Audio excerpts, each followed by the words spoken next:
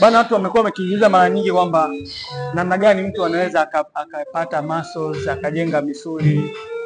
Wengi wamekuwa wakidanganyana, mwingine anasema unatakiwa ule sana, ufanye mazoezi sana. Wewe kama mwalimu wa mazoezi, unawashauri wafanye nini watu ambao wanataka kuwa na misuli, wawe na miili mikubwa ambayo sio ya unene lakini ile ambayo ni ya muscles? Kulingana na hilo swali unauliza, ndio ni lazima uwe na programu zako za chakula, tusikilize, na za mazoezi. Ndio. So kwamba useme unafanya sana mazoezi alafu unakuwa na upungufu wa chakula. Okay, kwa hiyo lazima mtu awe na plani. Lazima uwe na plani, kila kitu kinaenda na plani na program. Sawa.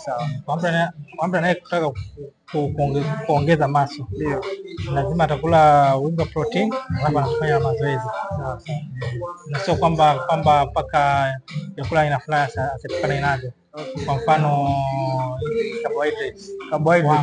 Wanga jamani, wanga kila siku mnaambiwa wanga sio mzuri.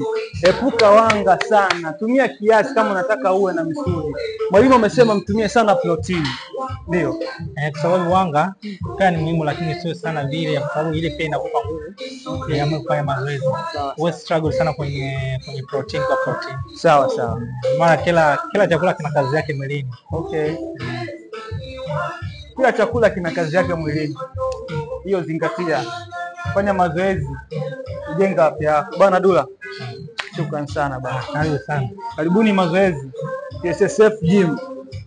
Karibu sana.